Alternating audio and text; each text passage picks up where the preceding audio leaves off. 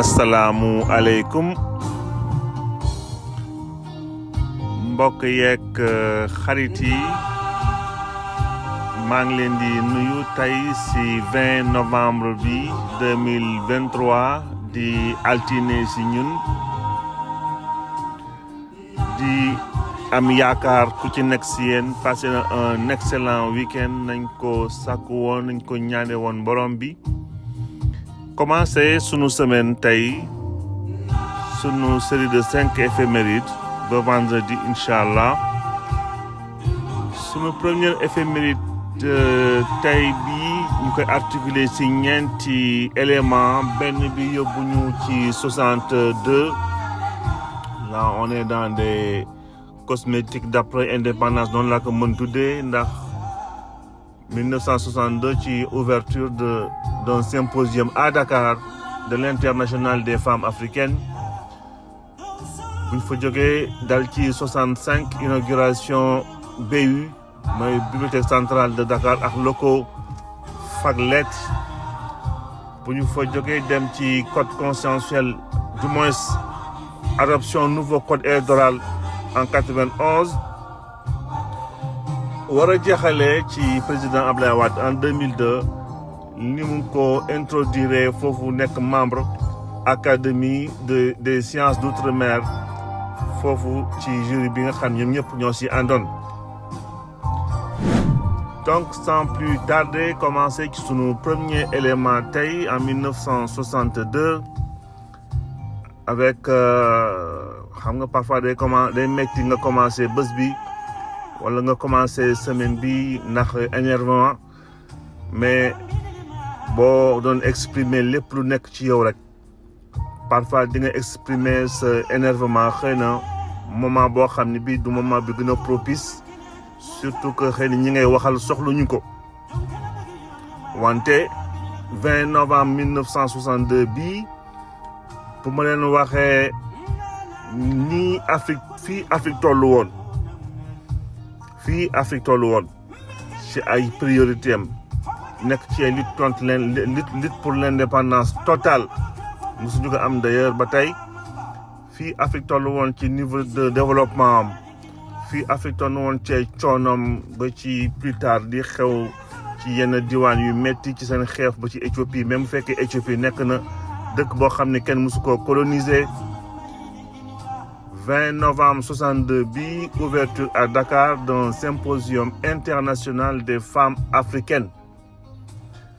le 31 juillet ba ci la ñu créé 31 juillet donc 62 la ñu dajale femmes africaines yi foofu ci Dar es Salaam la ñu dajale woon foofu ci Dar es Salaam pour créer seen première organisation des femmes dénommée conférence des femmes africaines CFA donc déjà manque d'inspiration bi fa la commencé ñu consacré le 31 juillet d'ailleurs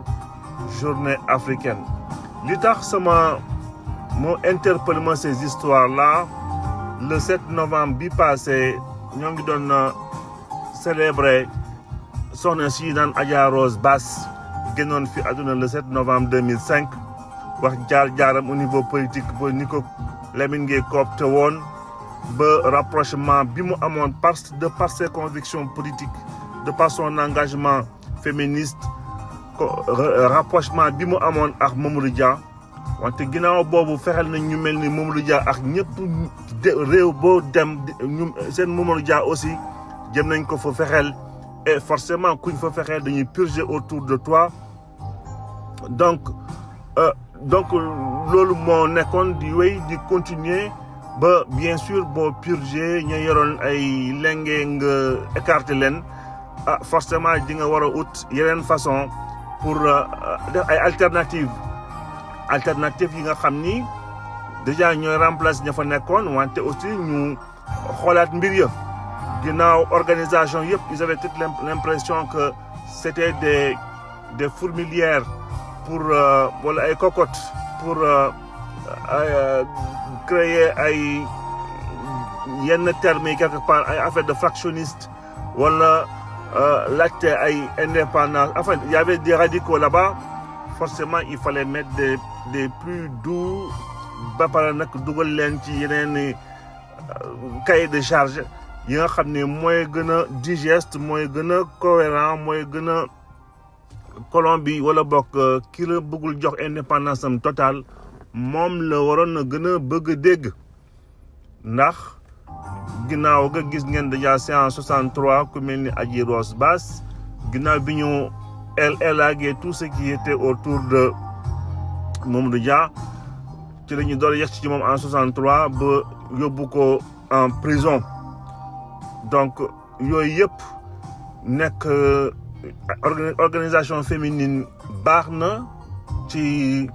réew ci askan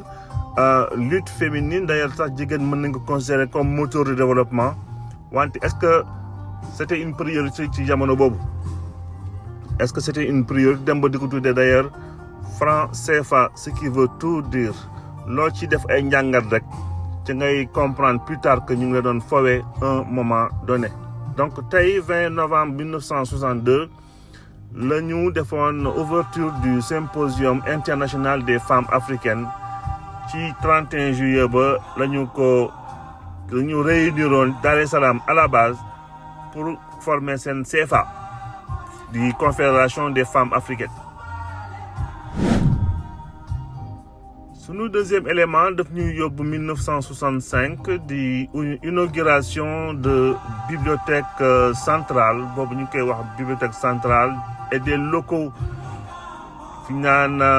faculté des lettres et sciences humaines bu université de Dakar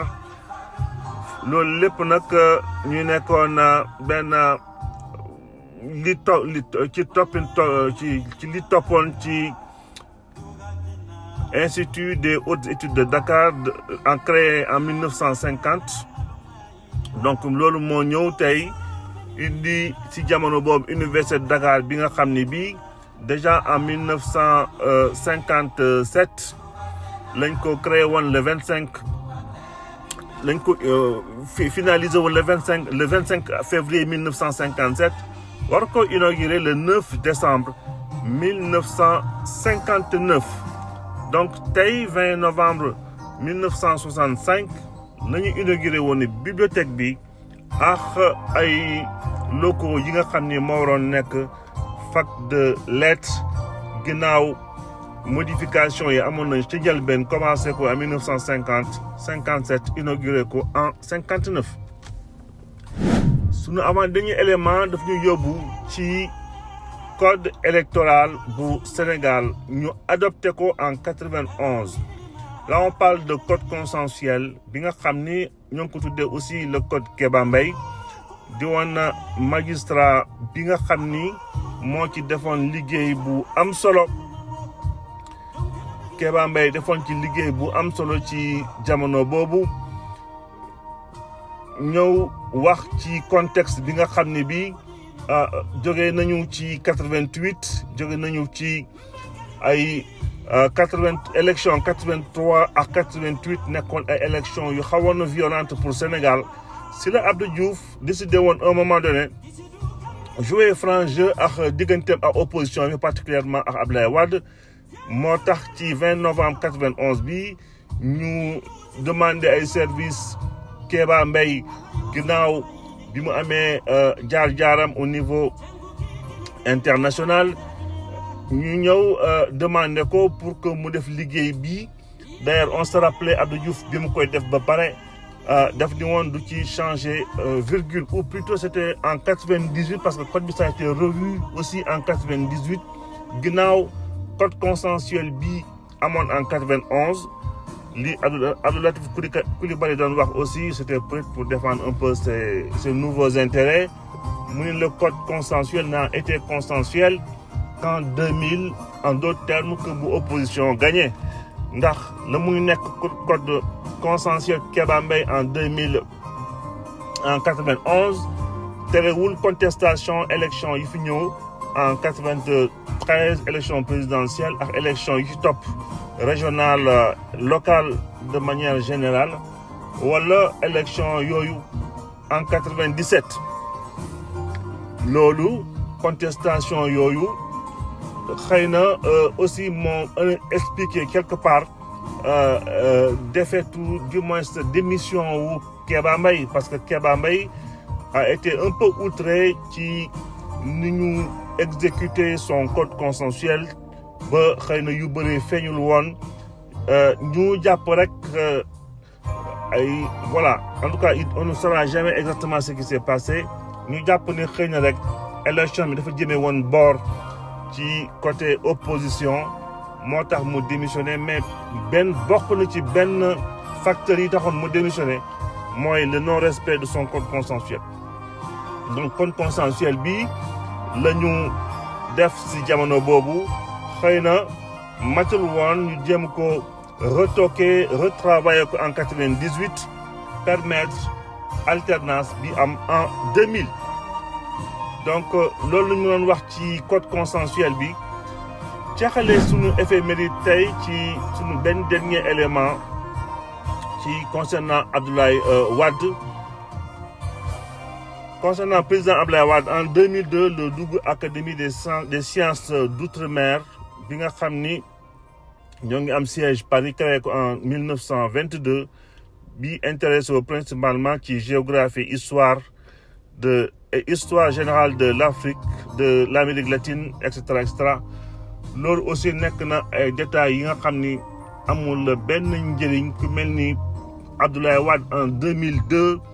mi ngi door falu 2 ans après son élection en tant que après 27 ans de lutte. Je pense que c'était pas des privilèges ou du moins c'était pas une démarche urgente importante du moment loolu lépp daf may renvoyer en 80 daf may renvoyer ci création de CFA bi en 62 toujours des cosmétiques yi nga xam ne suñu dëkk n'en a pas forcément besoin c'est pas des urgences de cette heure-là ci jamono boobu jeexale fii tey sunu éphéméride ba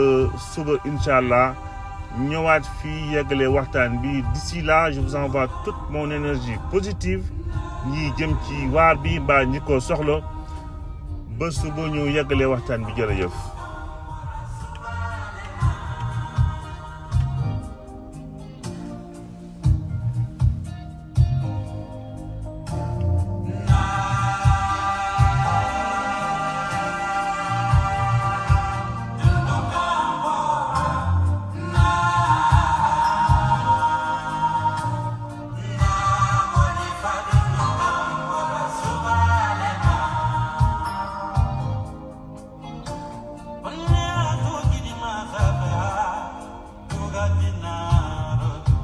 What